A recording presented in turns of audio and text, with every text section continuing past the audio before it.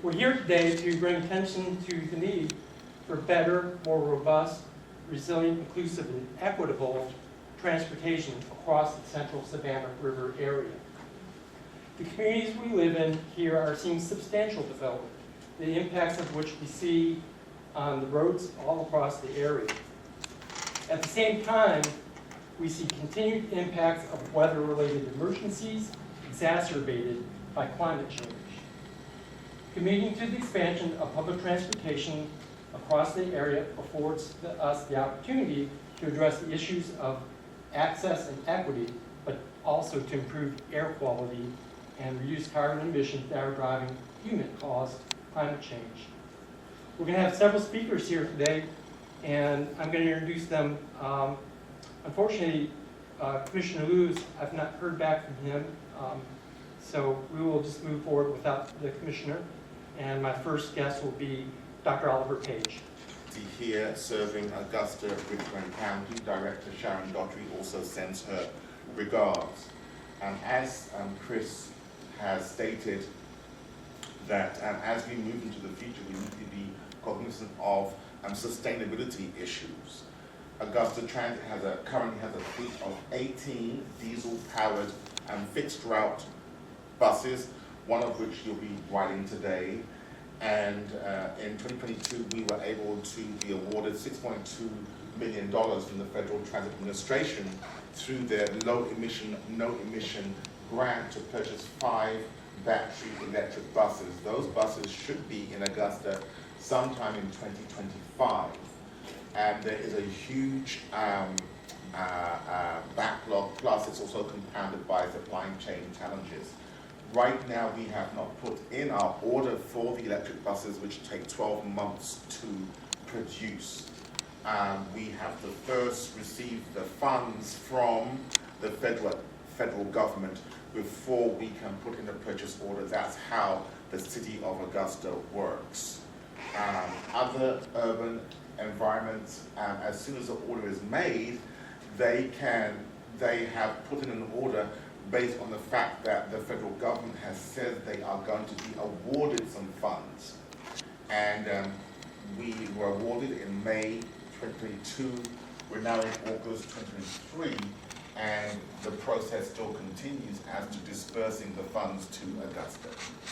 Nevertheless, there are some other priorities that we do have. We are continuing our bus stop upgrade. We are working with the civil engineering department to make as many bus stops as we can ADA compliant. Many of our bus stops are old, and when they were installed in the 1990s, 1980s, ADA compliance was an issue then. But over the years, they have not been upgraded. So we have started a bus stop upgrading plan to ensure that bus stops are ADA compliant. Bus stops have a bus stop sign, a bus stop pole, a shelter, and benches. But we have 618 bus stops, and it's going to take some time before all the bus stops are fully sort of ADA compliant. We also have lots of concerns, issues about serving South Augusta. Now, we have 9 fixed routes. We do go to Barton Chapel Road, and we do go to Peachwater Road, but we do not go as far as Windsor Spring or Tobacco Road. There's quite a few communities in that part of town that are asking us for service. There's also a lot of job expansion in the extreme south of Augusta that's also asking for bus service. We're going to be closely doing a survey of corporate clients to find out if they know how many of their workers would use transit if it was provided to their business. So South Augusta is a growing area that needs transit service, but for us to put transit service in that area, we need more buses. The electric buses are $1 million each. The diesel buses that you'll be riding today, they are $600,000 each. So buses are not cheap. The majority of our funding comes from the federal government for capital purchases such as a bus. 80% comes from the federal government, 20% comes from the city of Augusta. And there are times where we can access the federal government funds, but because we do not have the equivalent local match, those federal funds cannot be dispersed to the Augusta. When you apply for federal funds, they want you to guarantee that if the funds are dispersed, the local funds will also be there. So everything requires money. Augusta Transit, we are a city department, we are not a transit authority. Therefore, all of our funds come via the city finance department, not directly to Augusta Transit. That does have to present some challenges too, because we want to apply for funds specifically for capital purchases, specifically for operational purposes, but sometimes they get co-mingled with other needs once they hit the city finance department. That's another challenge that we face. So I'm very glad to be here, very glad that you have taken opportunity and will be riding one of our buses. We want everyone to avail themselves to ride Augusta Transit buses. We do have an uphill struggle. We recently acquired 6 new buses, but then we have to put some communication equipment in the buses. We also want people to respect our buses. This week, one of our buses, some young person either shot at the bus or fired at the bus and caused the bus window to shatter. That's what some people do. They do not respect public property. So we have challenges.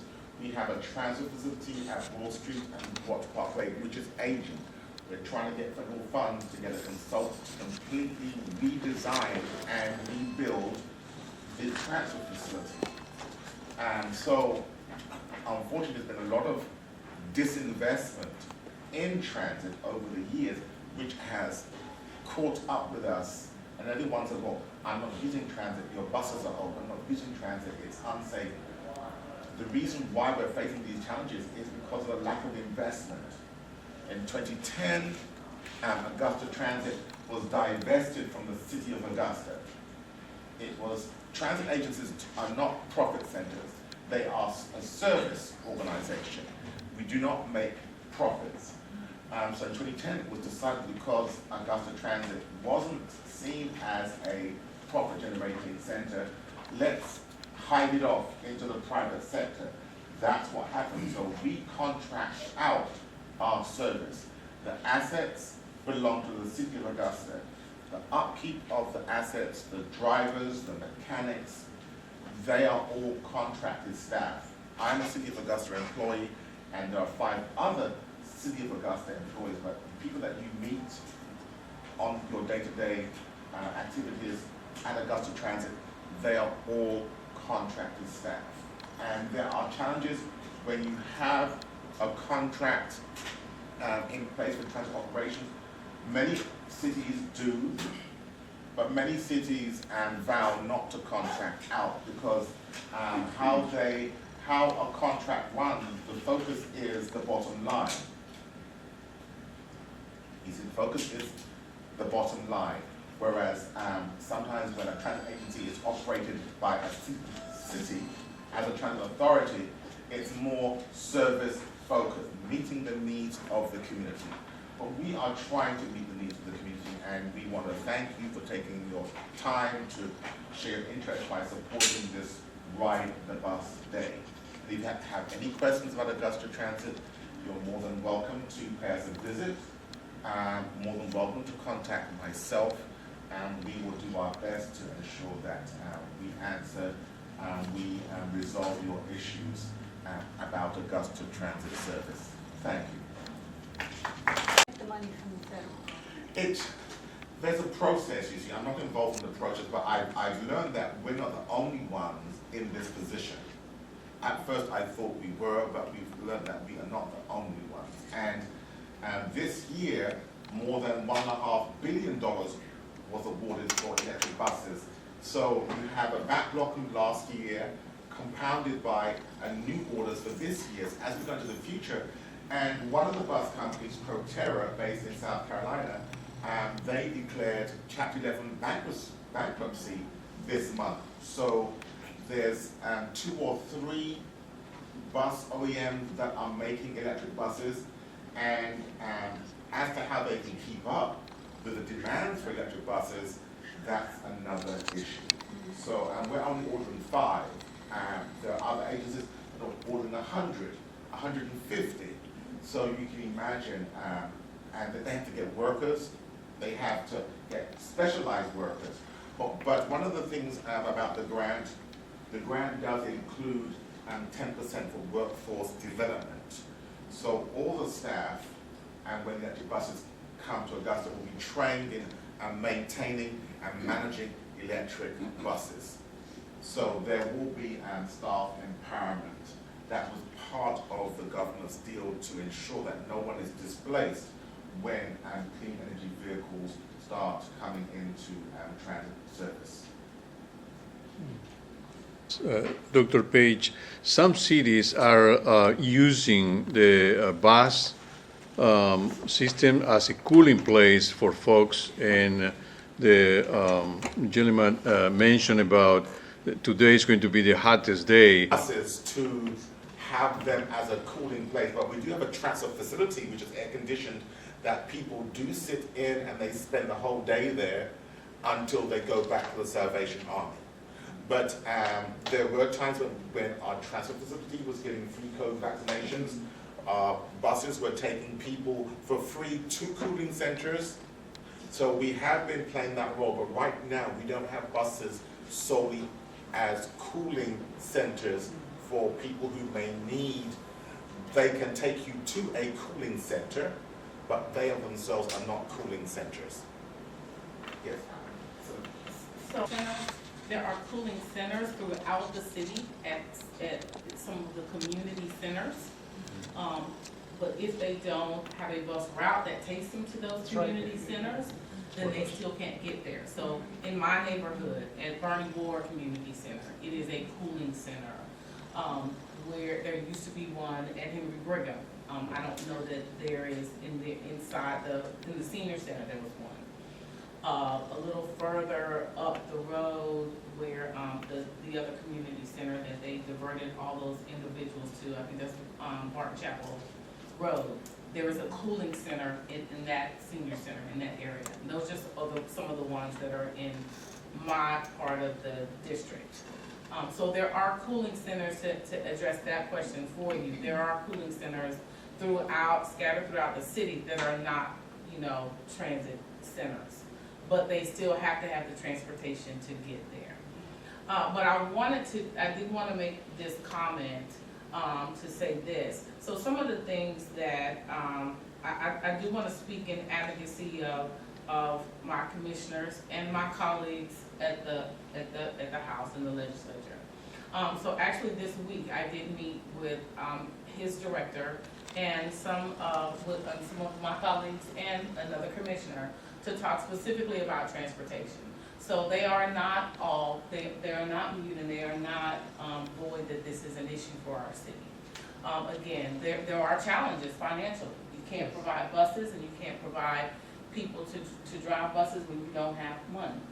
But some of the challenge that we are working on collectively are making sure that we can get money funded. And like he suggested, getting money allocated and getting it down the pipeline takes time. And then getting buses, provided. And I understand that she said that there were routes that were available for her pre-COVID, post-COVID.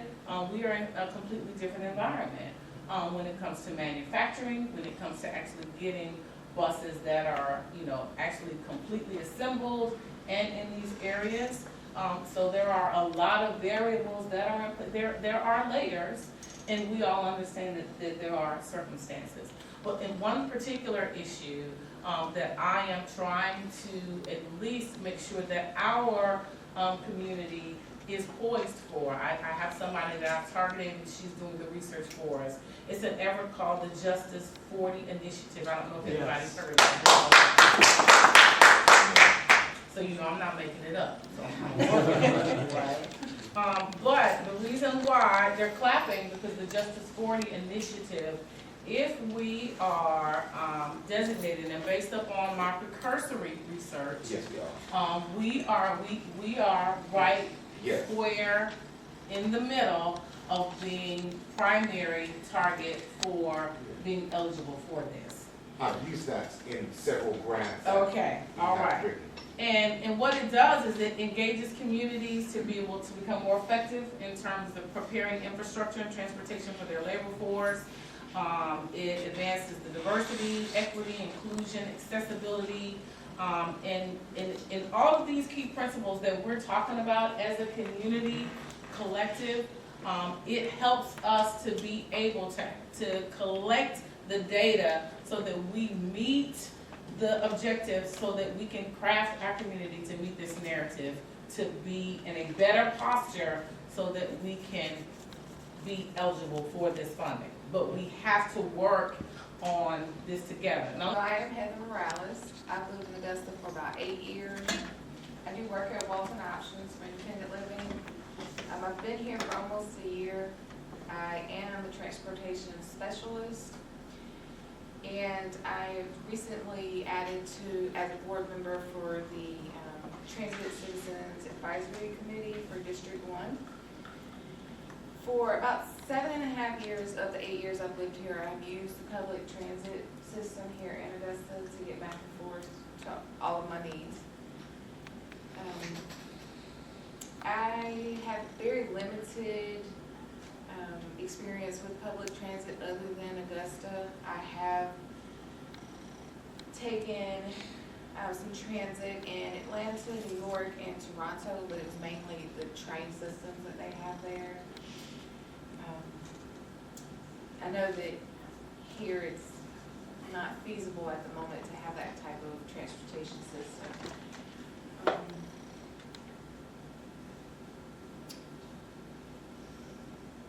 The reasons for using the transit here in Augusta versus any other type of transportation like taxis or rideshare companies is the fare, the price to actually use the bus is a lot less expensive than any of those. And even whenever I use transit outside of Augusta, the fare is extremely expensive.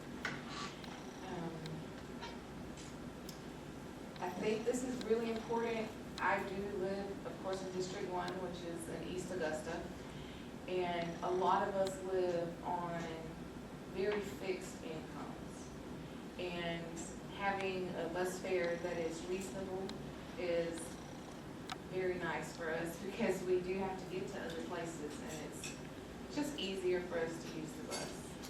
The time, it's a little long sometimes when you do have to wait for the bus to come back. However, it's better than having to walk. It's definitely better than having to walk.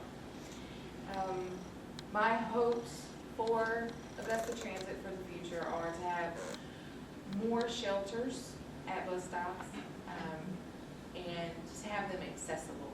A lot of them, we may have accessible bus stops at the area where the shelters are, but the shelters themselves are not accessible, especially for persons who use mobility devices. I think it is important that we do have more reliable transportation, so more buses that are more reliable, maybe looking into getting more specialized mechanics that can, take care of the issues that the bus is having without having to just guess. I know that there are a lot of things that can go wrong on a bus that mechanics have to work at, but if we get the mechanics specialized in those particular buses that we have, then it should be a fairly simple thing for them to be able to get in and fix the issues. When the buses that do have the announcement system on them, I have to be careful where I sit on the bus because they are loud. So if I sit right under a speaker, I have to move. That's just me. That's just one of my triggers for my disability. But I understand the need for them, so I don't complain or anything about those. I just move. That's an ADA requirement Yes. that buses have enunciators, and that's another piece of equipment that we are awaiting with the 6 new buses. It depends on Wi-Fi communication. So we ordered basically a basic bus, and now we have to put some additional bells and whistles on the bus to ensure that the buses can be seen, they can be communicated with, and that they can make those announcements at each and every bus stop or major landmark, so the visually impaired can, and anybody else can know where they are. Yes. Yes, Sam. Yes, Tatiana. Okay, so I have a question for you. So in your experience of riding the public transit system here, you mentioned having the specialized mechanics would have made a difference. How often does that hinder your transportation to work or to appointments? And was it a regular thing? Because in my mind, I'm trying to figure out with the new buses coming in, if we have those staffed already with the maintenance skills, knowledge, and all that to maintain them, how quickly are they able to turn over? So for you, how often was it interfering with you getting on the bus or to where you needed to go? So it was about this time last year when I actually started working here. So I ran into a lot of concerns with the East Augusta bus breaking down. I would have to call my lovely friends here at work to come pick me up. Sometimes on my way home, like they would have the bus running again by the afternoon, so on my way home,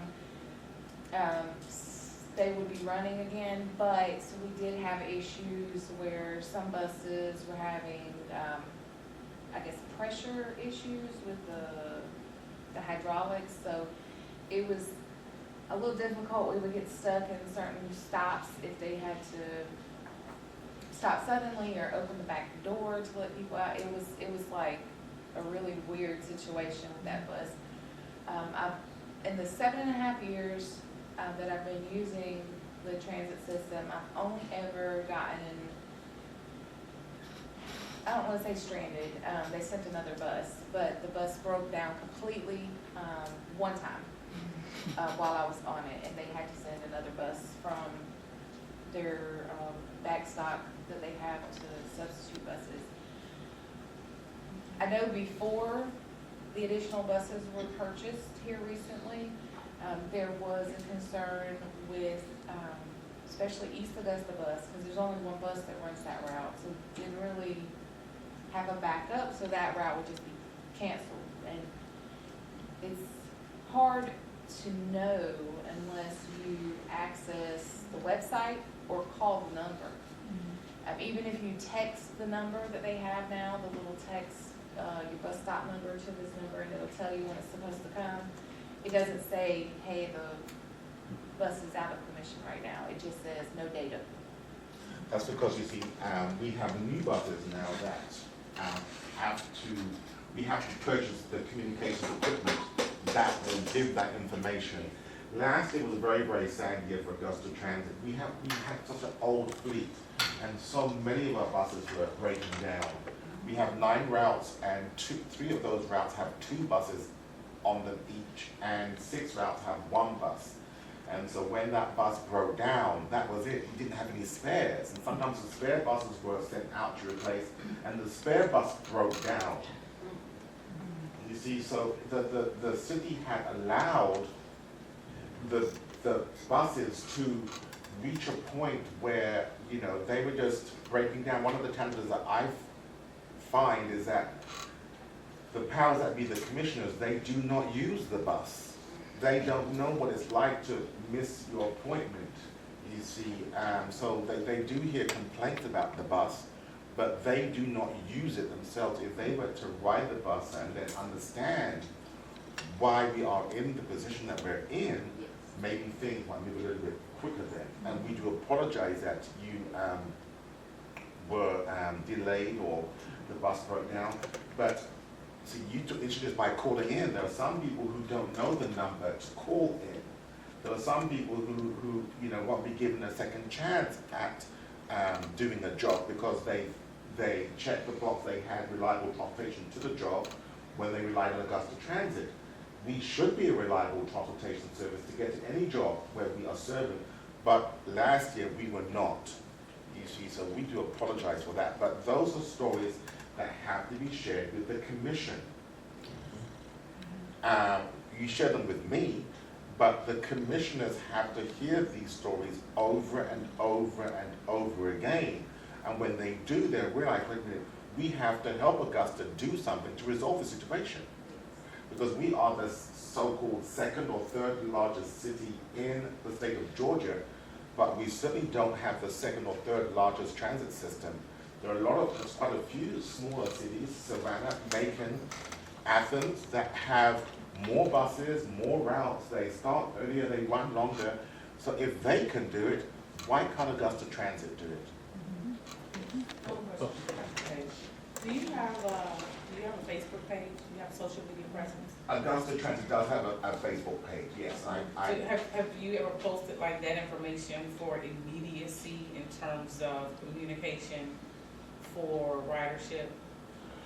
We have a Facebook page and internet page, and the contractor is responsible for informing the public about buses that are delayed or broke or the changing service.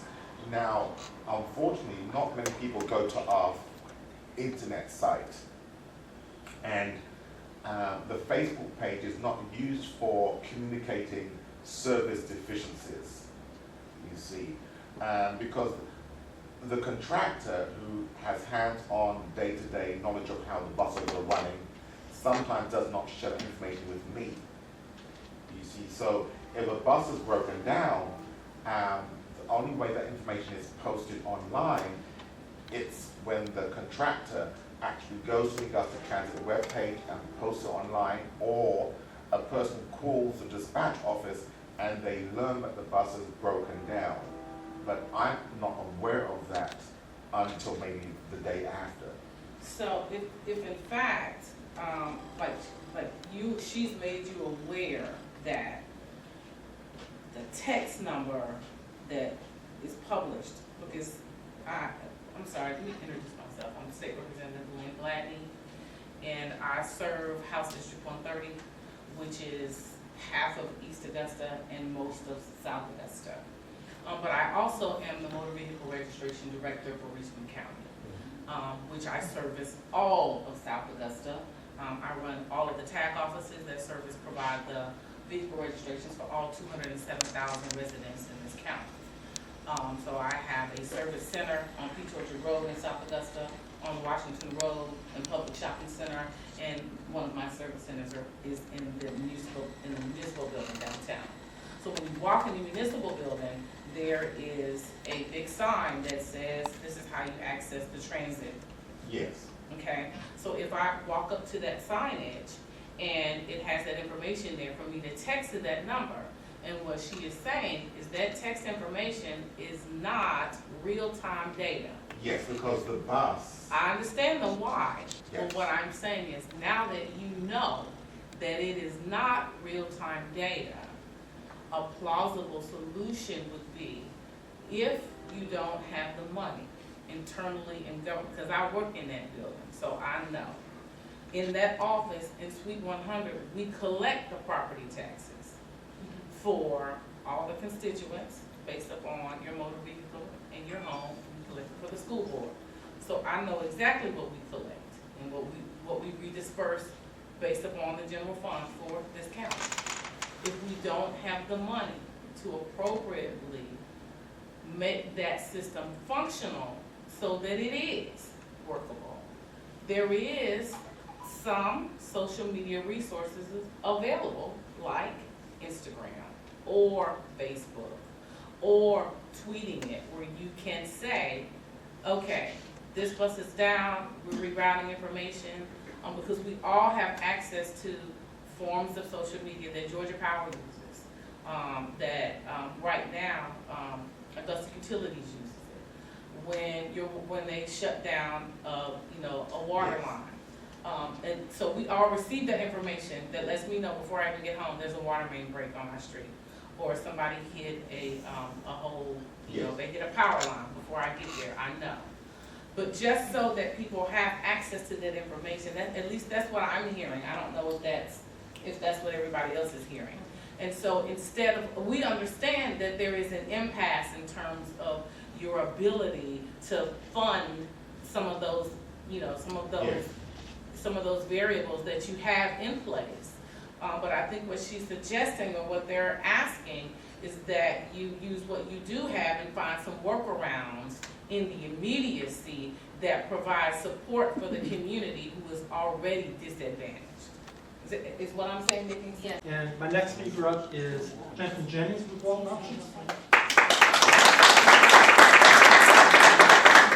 Hi guys, how are we doing? We're doing okay? We're still late, but we're still good.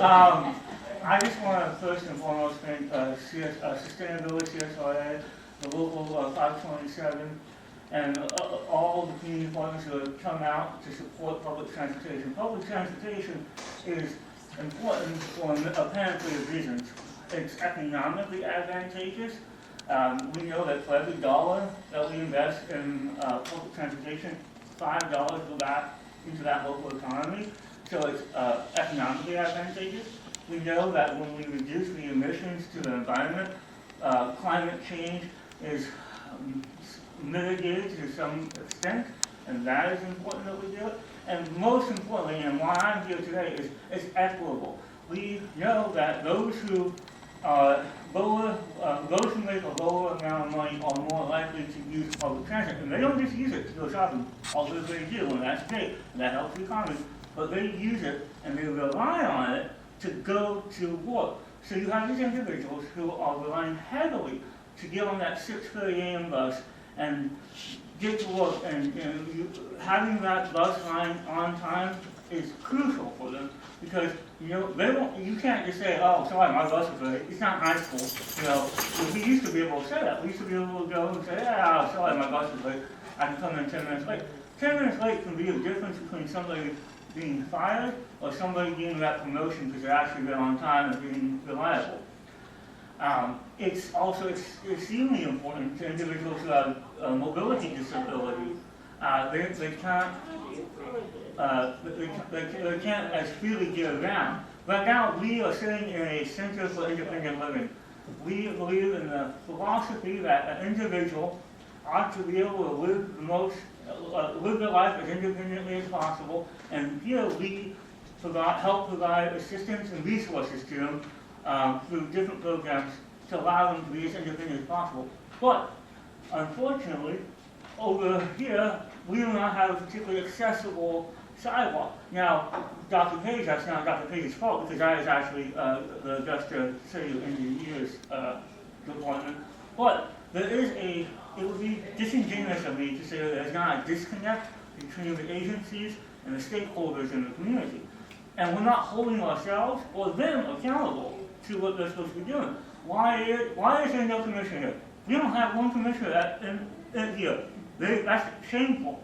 That is not okay. And I'm not trying to shame any one person, but we have a state representative here. That office is a lot more covenant than a commissionership. And she's here. She's doing the good work. She understands that her constituents rely heavily on public transportation to get to work, to shop, go to medical appointments.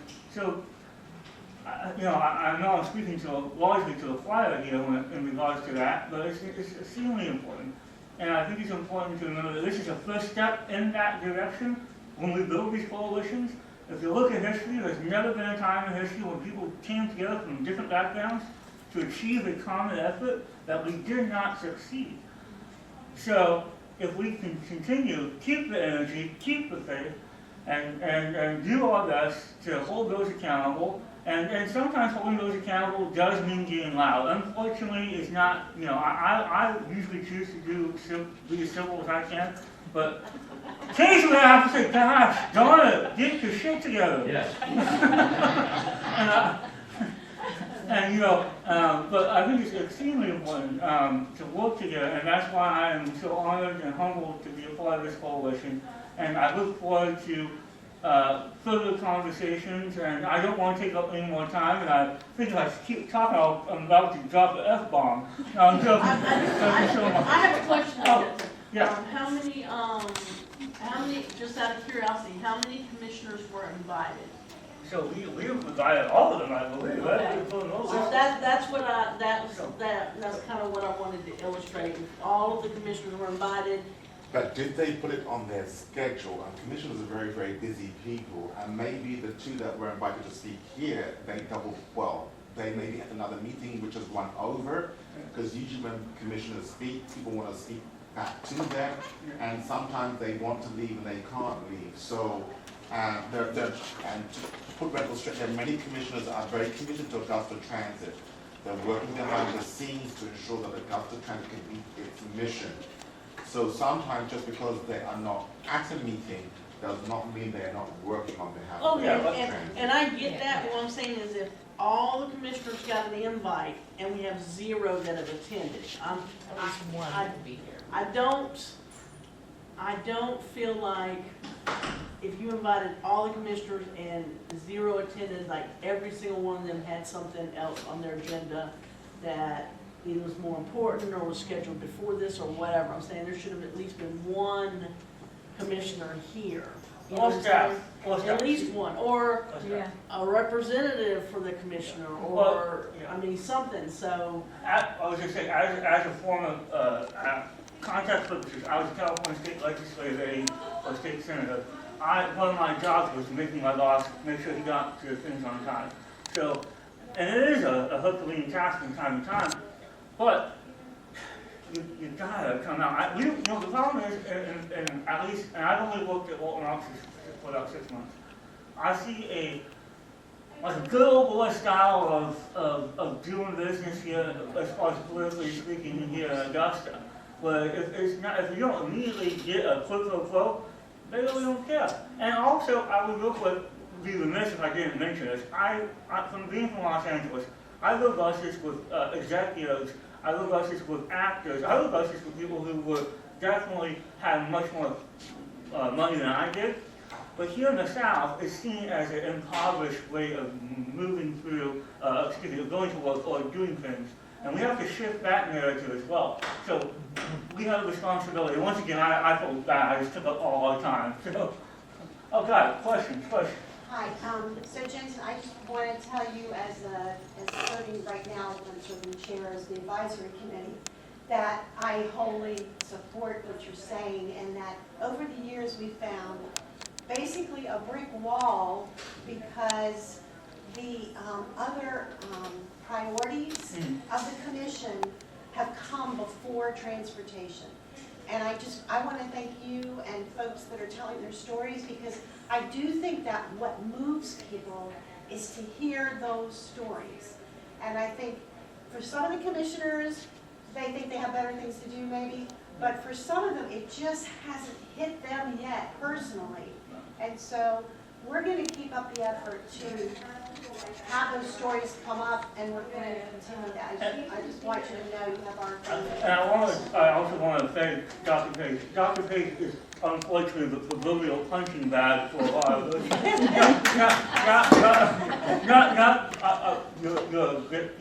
You know what, I'll say it now. Dr. Page should be director of... No, just because you see me. I work with a fantastic director, Sharon Daughtry. She does a lot of work behind the scenes that many people are not aware of.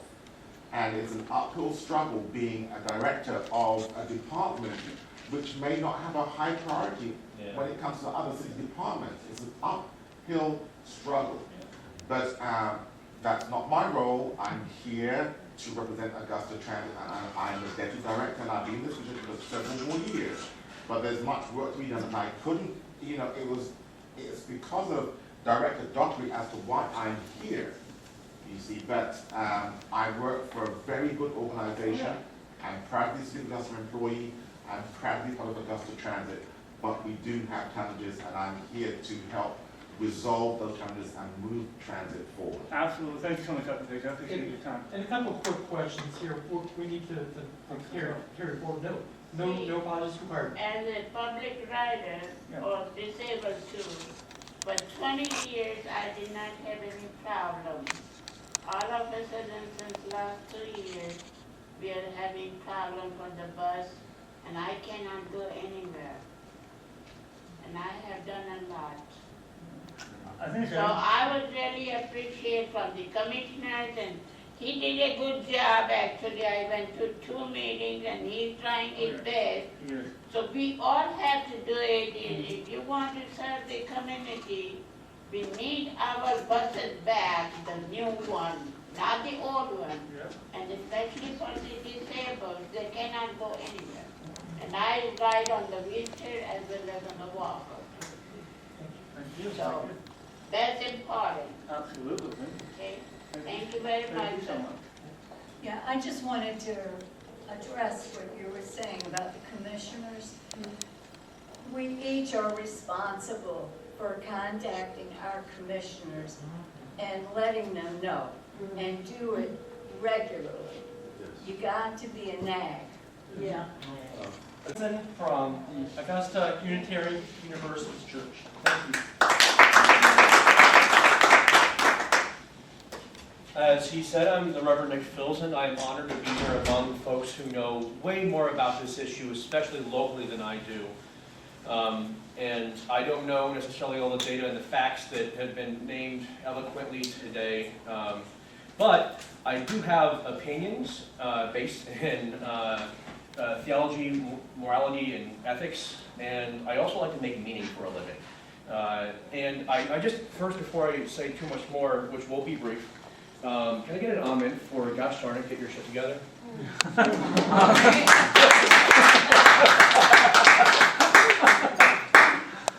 So I lived in New York City for 5 years and was completely dependent upon public transit there.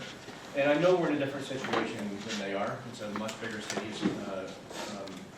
and their transit system is, I think, the second oldest in the world. So it's hard to compete with that. But of all the cities I've ever been to, the ones that I think draw the most interest, the most tourism, the most love, are the ones with robust transit systems. New York, Chicago, LA has come a far way. They used to be bad. There's a whole movie that won Best Picture about 20 years ago called Crash, about how the lack of public transportation, or the idea that public transportation was only for folks who were along the margins, was a source of great division within the city. And that, I think, has been resolved in certain ways. It's still not great, and it's still a land sprawl, just like the CSRA is.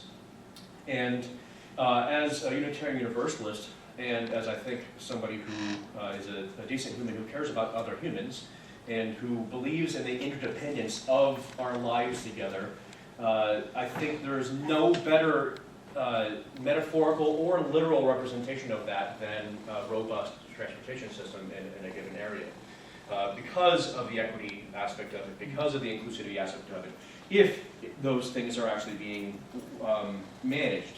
For example, are we indeed getting these bus stops accessible both in terms of access to them and access from them onto the bus?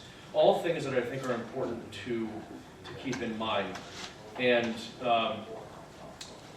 one question I have, like today, being the hottest day of the year so far, is there increased busing for a day like this so that we don't leave people outside for an extra long period of time, like literally putting people's lives at risk? And I'm not sure if Dr. Page can respond to that whenever he's able to come back in, but I doubt it. I can respond to that. There's not, they don't, it's a fixed route, so it's based on the times that they come in and out. Some of the newer shelters they built are not conducive of hotter temperatures either, so. That's horrifying to me. And I've been very fortunate. I've been here, I've had my own vehicle that has been in decent repair for my time here. But I also only have about a 3-minute commute from my house to where I work. And so I'm fine. But along that route, every single day I see a gentleman wearing an apron on his way to work. staying at a bus stop along Jackson Road between Wrightsboro and Walton Way. And there are times that I leave to go to work, and for whatever reason come home a couple hours later and he's still there. And that's just not okay. And like the risk to jobs, the access to jobs, it's I think transportation is the heart of most of the issues that are here. The Homeless Commission that I've been privy to being a part of the last couple of years talks about that a lot. And I think some of the new interest in having electric buses kind of emerged out of that a little bit, along with the federal monies, for which I'm grateful. But like I saw you kind of giggle a little bit when Dr. Page said it won't be until 2025 to get those. I think like there has to be some amount of extra pressure, as already said by other folks, to get these things done quicker. And to actually serve these needs so that by the time we get these new vehicles, that we're not actually 2 years behind the story once again. And I know that there's a lot of pragmatic interest in keeping and in making some incremental steps, but gosh darn it, I like to dream big, and I think we need to go beyond just what can we do to fix these little things. I think we need to go all the way there as fast as possible.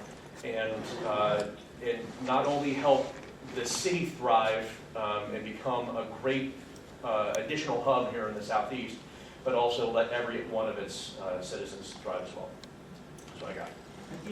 The beginning of what the people in this room, and we need to get more people involved.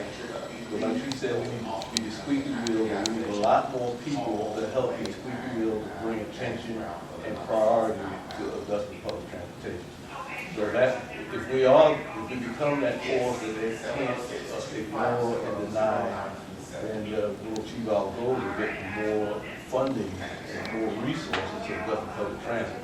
But it's going to take the citizens of this community to constantly call, march, parade, do whatever we got to do and put pressure on everybody to bring attention to Augusta public transit, because it's long overdue. So, but it's not going to happen unless the citizens of this community help make it happen.